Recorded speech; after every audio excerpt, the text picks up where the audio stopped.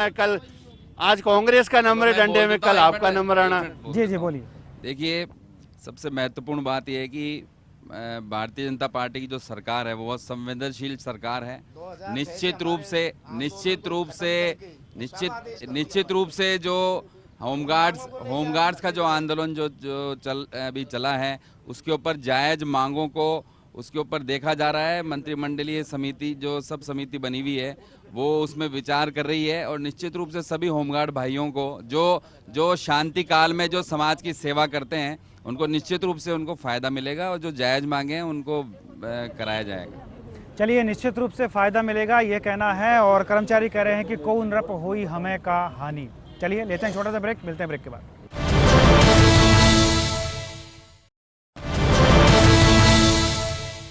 और ब्रेक के बाद एक बार फिर से स्वागत है आपका जनमंच में। चलिए जनता के बीच में हम चलेंगे। इधर से कोई सवाल? जी। मैं एक होमगार्ड का जवान हूँ, जो बात होगी वो सच बोलूँगा।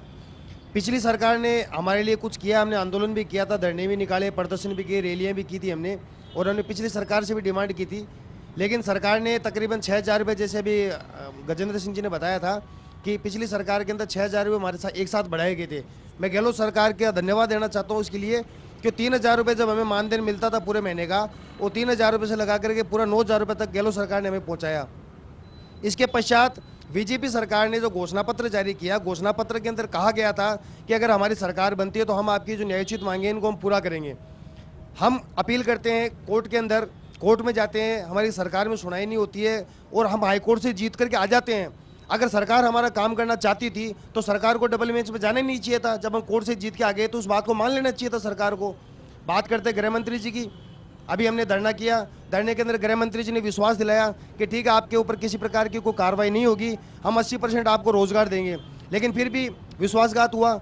इससे पहले भी हमारे साथ विश्वासघात हुआ। गृह मंत्री जी ने तरह तरह के बयान किए थे, हम 11,000 जवान आरईसी में लगाएंगे, आज तक नहीं लगाएंगे। हमसे कहा गया था चतुर्श्रेणी कर्मचारी पे होमगार्ड जवानों को लगाया जाएगा, आज तक नहीं लगाया गया। अभी कहा था कि आपके ऊपर कोई कार्रवाई नहीं की जाएगी, आप इस धरने को समाप्त कर दीजिए, हम आपकी बातों को, आपकी मांगों को 80% तक रोजगार देंगे, हम आपका पेमेंट है 10 तारीख तक करवा देंगे। लेकिन विश्वास करें कैसे?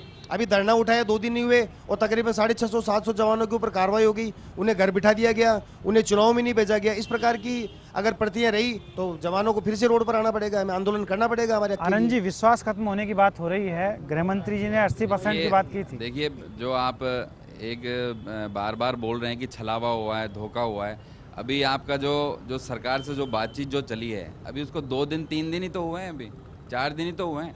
आप 2 दिन में कार्रवाई हो गई है, 2 दिन में धोखा बोल रहे हैं आप, यानी 2 दिन में यानी धोखा बोल रहे हैं।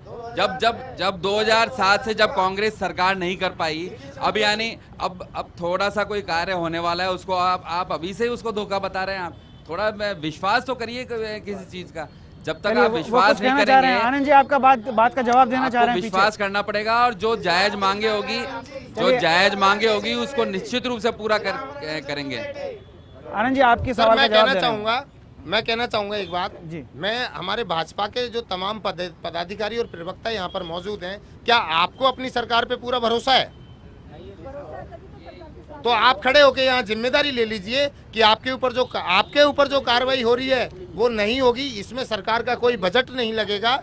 दूसरा, सरकार ने जो हमसे वादा किया है उसको पूरा करवाने के लिए आप आगे खड़े होंगे, आप लें जवाबदारी, हमें विश्वास हो जाएगा।